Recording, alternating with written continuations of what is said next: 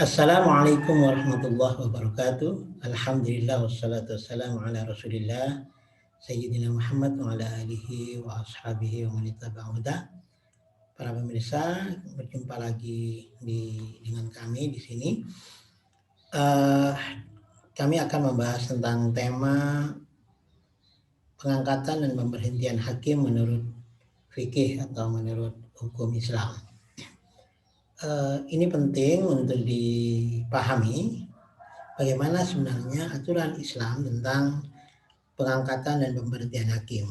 Setelah kita sebelumnya mempelajari tentang syarat-syarat menjadi hakim, ya, apakah seseorang layak menjadi hakim atau tidak, maka saat ini kita akan bersama-sama berdiskusi tentang pengangkatan dan pemberhentian hakim. Tentu dalam perspektif hukum Islam. Baik, pada prinsipnya di dalam fikih atau di dalam hukum Islam tidak boleh ada seorang pun yang menobatkan diri sebagai hakim. Baik sebagai qadhi dalam al-qadha al-am, peradilan umum, atau sebagai nadhir di dalam wilayatul madzalim atau qadha al-madzalim, maupun sebagai muhakkam atau hakam di dalam tahkim, qadha tahkim, atau sebagai muhtasib ya di dalam qadha hisbah. Jadi semua itu terlarang ya, bagi siapapun untuk menobatkan diri sebagai hakim. Ini bisa dipahami karena profesi seorang hakim itu menentukan bagaimana keadilan akan didapat oleh seseorang. Maka kalau ada yang tiba-tiba menobatkan diri sebagai hakim, ini berbahaya. Bisa jadi ia belum mampu menjadi hakim tapi berusaha menjadikan dirinya sebagai hakim dan akan bertindak bodoh dengan jabatan hakimnya. Di dalam Islam, hakim itu sebenarnya kalau kita melihat pada masa Rasulullah atau pada masa Nabi Muhammad SAW, ada dua cara pengangkatan hakim itu. Yang pertama adalah hakim itu diangkat oleh Allah secara langsung. Jadi Allah yang meng-SK dalam tanda kutip ya. Allah yang kemudian mewahyukan, memerintahkan kepada nabinya untuk menjadi hakim, yaitu Nabi Muhammad SAW. Jadi Rasulullah SAW itu sebagai pemimpin, sebagai panglima perang, sebagai qadhi, sebagai muhtasib, sebagai nadhir, sebagai mufti dan lain sebagainya, semuanya adalah atas perintah Allah Subhanahu wa taala. Karena itu khusus yang satu ini, hakim yang diangkat oleh Allah adalah berlaku untuk Rasulullah SAW pada masa itu. Pada masa Nabi juga ada beberapa qudhat atau hakim-hakim yang diangkat oleh Rasulullah. Jadi Rasulullah mengangkat beberapa hakim, seperti contohnya adalah Mu'adz bin Jabal yang diutus oleh Rasulullah di samping menjadi penguasa. Ada yang bilang gubernur, tetapi beliau juga menjadi qadhi atau hakim di wilayah Yaman. Demikian juga dengan Sayyidina Ali dan beberapa sahabat yang lain, yang itu yang mengangkat adalah Rasulullah sebagai penguasanya. Karena itu pada masa ini ada dua model pengangkatan hakim itu, yaitu diangkat oleh Allah untuk Rasulullah sendiri itu, kemudian diangkat oleh Rasulullah sebagai penguasa. Ini yang menjadi hakimnya tentu para sahabat-sahabat Nabi. Namun setelah masa kenabian itu, setelah masa Nabi Muhammad, yaitu pada masa sahabat dan selanjutnya, model pengangkatan hakim itu hanya satu, yaitu hakim diangkat oleh penguasa. Dalam hal ini adalah para khalifah pada masa sahabat itu. Jadi tidak ada hakim yang diangkat lagi oleh Allah karena wahyu sudah berakhir. Nah, ini diangkat oleh para penguasa, baik khalifah, sultan maupun lain-lainnya yang sesudahnya. Siapa saja penguasa yang berhak untuk mengangkat khalifah, mengangkat hakim itu? Para penguasa menurut fikih yang berhak untuk mengangkat mengangkat hakim itu pertama adalah khalifah secara langsung ya. Khalifah, sultan, rais daulah, presiden lah kalau sekarang. Itu semuanya berhak secara langsung mengangkat hakim. Mengapa? Karena sebenarnya tugas qadha itu adalah tugasnya penguasa, tugasnya khalifah. Karena itu kemudian khalifah mendelegasikan tugas itu kepada hakim. Karena itu adalah kewenangan penguasa, maka penguasa juga yang berhak untuk mengangkat para hakim itu. Karena itu ini yang pertama adalah khalifah ya, yang berwenang untuk sebagai penguasa untuk mengangkat hakim. Yang kedua, pejabat yang ditunjuk oleh khalifah. Misalnya khalifah mengangkat wazir, lalu kemudian wazir itu diberi kewenangan untuk memilih dan mengangkat qadhi atau hakim. Ini juga namanya diangkat oleh penguasa walaupun secara tidak langsung. Yang ketiga, fikih juga memandang yang disebut dengan penguasa yang berwenang untuk mengangkat hakim itu adalah penguasa pemberontak yang berhasil menumbangkan khalifah. Misalnya di sebuah negara ada pemberontakan yang kemudian berhasil menumbangkan khalifah. Khalifahnya tumbang, maka muncul pemberontak itu yang menjadi penguasa. Pengkudeta itu yang kemudian menjadi penguasa. Walaupun pemberontakannya itu dianggap tidak sah dalam hukum Islam, karena itu al-baghiyuh ya. Pemberontakan itu dianggap tidak sah menurut hukum Islam. Jadi pemerintahannya berarti pemerintahan yang tidak sah, tetapi produknya berupa pengangkatan hakim itu diakui sebagai pengangkatan yang sah. Ini di dalam fikih disebut dengan irtikab akhafid dararain. Jadi irtikab akhafid dararain mengerjakan paling ringannya dua darar, dua bahaya. Bahaya yang pertama adalah penguasa pemberontak itu kan tidak sah, tadi itu namanya darar. Penguasa pemberontak itu tidak sah memimpin wilayah, itu darar. Kemudian ada darar yang lain, kalau tidak ada pengadilan karena alasan pemberontak tadi tidak sah menjadi penguasa, maka bisa menjadi kacau keadilan di masyarakat. Kalau ada dua sesuatu yang negatif begitu, maka kita diperbolehkan untuk melanggar yang paling ringan, yaitu yang paling ringan dalam hal ini adalah mengakui ya, keabsahan pengangkatan hakim oleh penguasa yang tidak sah itu adalah akhafid dararain, diperbolehkan seperti itu ya. Jadi menurut fikih sah penguasa pemberontak yang tidak sah itu kemudian kalau mengangkat hakim itu masih diperbolehkan, berwenang untuk mengangkat hakim. Demikian juga yang keempat, penguasa yang kafir yang berhasil menumbangkan khalifah misalnya. Ada penjajah kafir kemudian berhasil menumbangkan khalifah, lalu khalifah diganti oleh pejabat kafir itu. Intinya adalah kalaupun pejabat penguasa itu adalah penguasa kafir, jika ia mengangkat seorang qadhi ya, jadi seorang hakim, maka hakim itu dianggap sah menjadi hakim. Gitu. Kemudian yang disebut dengan penguasa juga yang berwenang untuk mengangkat khalifah adalah penguasa daerah atas izin khalifah. Ini dulu banyak dilakukan oleh para penguasa atau gubernur-gubernur di beberapa daerah, itu diperbolehkan atas izin khalifah mempunyai kewenangan untuk mengangkat qadhi di daerahnya masing-masing.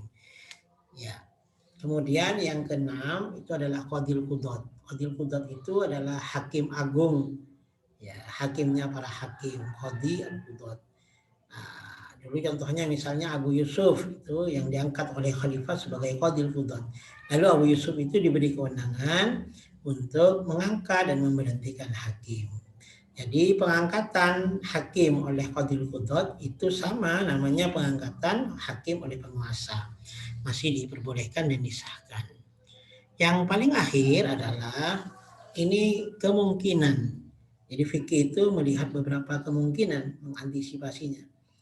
Apabila ada negara yang kosong dari penguasa, benar-benar tidak ada penguasa, maka pengadilan tidak boleh kosong. Jadi tetap harus ada ya sistem peradilan yang dijalankan di dalam negara yang kosong penguasa itu. Caranya bagaimana? Siapa yang mengangkat? Kan bukan tidak ada penguasanya, maka yang mengangkat adalah para ahli di negara itu. Para ahli yang berkumpul di negara itu yang kemudian menunjuk seseorang untuk menjadi hakim. Maka para ahli itu sama kapasitasnya sebagai penguasa. Nah ini, jadi inilah orang-orang atau pihak-pihak yang berwenang untuk mengangkat hakim yang semuanya disebut sebagai penguasa atau ulil amr. Baik, bagaimana caranya penguasa itu mengangkat hakim? Ya, ada dua cara di sini. Yang pertama adalah hakim itu diangkat berdasarkan pengetahuan dari penguasa sendiri. Jadi penguasa itu tahu tentang kapasitas, kapabilitas, kemudian aspek-aspek moral dan lain sebagainya dari seseorang yang mau diangkat menjadi hakim. Maka berdasarkan pengetahuannya sendiri itu diperbolehkan seorang hakim mengangkat seorang penguasa mengangkat hakim. Jadi berdasarkan pengetahuannya sendiri. Ini diperbolehkan. Kemudian yang kedua, kalau dia tidak punya pengetahuan tentang seseorang tersebut, boleh berdasarkan info dari para ahli. Jadi mendapatkan informasi dari para ahli. Karena itu ini bisa dikembangkan pada masa sekarang misalnya dengan melakukan tes. Ya, tes itu kan dilakukan oleh para ahli.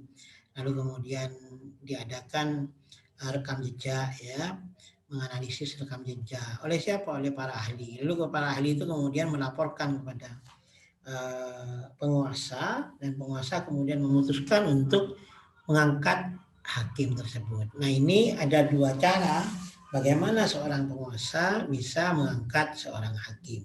Pertama berdasarkan pengetahuannya sendiri, yang kedua berdasarkan info dari para ahli. Baik, itu penjelasan singkat saya tentang pengangkatan hakim ya. Lalu kemudian tentu hakim itu adalah jabatan. Karena jabatan pasti ada masa akhirnya. Tidak mungkin ada jabatan yang terus-menerus berlangsung, pasti ada masa akhirnya. Kapan masa akhir atau berakhirnya masa tugas dari hakim itu? Menurut fikih ada beberapa istilah ya yang menunjukkan berakhirnya masa tugas dari hakim itu. Yang pertama namanya adalah azl. Azl ya. Al-azlu, azl. Azl itu pemberhentian hakim oleh penguasa. Karena penguasa itu berhak untuk mengangkat hakim, maka dia juga berhak untuk menurunkan hakim atau memberhentikan hakim. Jadi bila ada hakim yang tiba-tiba diberhentikan oleh penguasa, ini namanya adalah azl. Azl adalah pemecatan gampangannya, pemberhentian oleh penguasa, apapun alasannya. Jadi apabila pemberhentian itu datang dari penguasa, maka disebut berhentinya itu disebut sebagai azl. Yang pertama. Kemudian yang kedua disebut sebagai inizal. Berbeda dengan azl tadi, kalau inizal itu berhentinya hakim secara otomatis. Hakimnya berhenti secara otomatis tanpa harus ada pemberhentian oleh penguasa. Ini faktornya banyak ya. Jadi ada beberapa faktor yang saya sebutkan di sini. Misalnya karena gila. Hakim yang gila tentu tidak berhak untuk menjadi hakim. Karena dulu pada tema syarat-syarat tentang hakim, itu hakim harus akil, harus berakal. Apabila hakim kemudian menjadi gila di suatu saat, maka secara otomatis dia berhenti sebagai hakim. Itu inizal namanya. Inizal ya. Atau penguasanya yang mati. Di dalam fikih dijelaskan, bila penguasa yang mengangkat dia mati atau penguasanya itu berhenti, maka otomatis dia juga berhenti. Ini alasannya adalah karena bagaimanapun kewenangan dari hakim itu tadi adalah pendelegasian tugas dari penguasa. Maka kalau yang mendelegasikan sudah mati, berarti tugas yang didelegasikan juga sudah hilang, berhenti. Demikian juga kalau penguasanya berhenti, dia sudah tidak berhak lagi untuk mendelegasikan tugasnya, maka otomatis pendelegasian tugas kepada hakim itu secara otomatis juga berhenti. Nah, ini namanya inizal. Jadi inizal itu berhentinya hakim secara otomatis karena ada faktor penyebabnya. Kemudian yang ketiga namanya i'fa. I'fa. Ini dalam fikih istilahnya i'fa. I'fa itu adalah hakim berhenti karena masa jabatannya habis. Jadi ada masa jabatan. Di dalam literatur, dalam sejarah kehakiman, itu sebenarnya pada masa-masa awal, pada masa sahabat misalnya, sebenarnya sudah ada pemberhentian oleh penguasa tadi, itu sudah ada ya. Salah contohnya adalah ketika Umar bin Khattab radhiyallahu an itu memberhentikan secara sepihak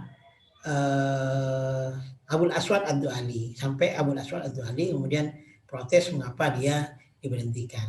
Nah, ini semuanya terjadi ya, pemberhentian secara otomatis juga ada, berhenti karena masa jabatan habis. Ini kalau pada masa awal tidak ada, tapi pada masa modern sudah ada banyak masa jabatannya. Sudah ditentukan masa jabatan 5 tahun, 10 tahun, atau 60 tahun ya, terserah. Maka ketika masa jabatan itu habis, itu namanya i'fa. Berakhirnya masa tugas hakim karena habis masa jabatannya. Yang paling akhir namanya adalah istiqolah. Berakhirnya masa tugas hakim itu karena istiqolah, disebut istiqolah. Apa istiqolah itu?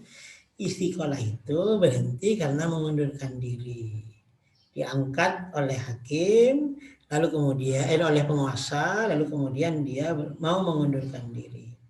Bagaimana, apakah sah pengunduran dirinya itu? Kalau fikih menyatakan pengunduran diri itu sah kalau sudah didengar oleh penguasa. Jadi yang mengangkat itu didengar aja, nggak usah diizini. Misalnya begini, penguasa itu ada di Jakarta, lalu kemudian hakim ada di Bali misalnya. Lalu kemudian ini kalau kita bayangkan tidak ada kecanggihan elektronik seperti sekarang ya, teknologi seperti sekarang, misalnya tidak canggih, tetap pakai surat. Selama surat itu tidak nyampe kepada penguasa di Jakarta, maka berarti hakim itu belum dianggap sebagai mengundurkan diri. Dia tetap harus menjalankan tugasnya. Kalau tidak, berarti dia berdosa. Tapi kalau sudah diterima surat itu, walaupun misalnya hakim tidak, penguasa tidak setuju, pengunduran dirinya sudah sah dan dia sudah tidak mempunyai beban lagi untuk tidak melaksanakan tugas-tugasnya sebagai hakim. Saya kira ini yang bisa saya sampaikan sebagai pengantar diskusi tentang pengangkatan dan pemberhentian hakim. Apabila ada sesuatu yang perlu didiskusikan, mari kita diskusikan pada forum-forum selanjutnya, atau kita bisa komentar di bawah ini. Demikian dari kami. Wallahul muwaffiq ila aqwamit thoriq. Assalamualaikum warahmatullahi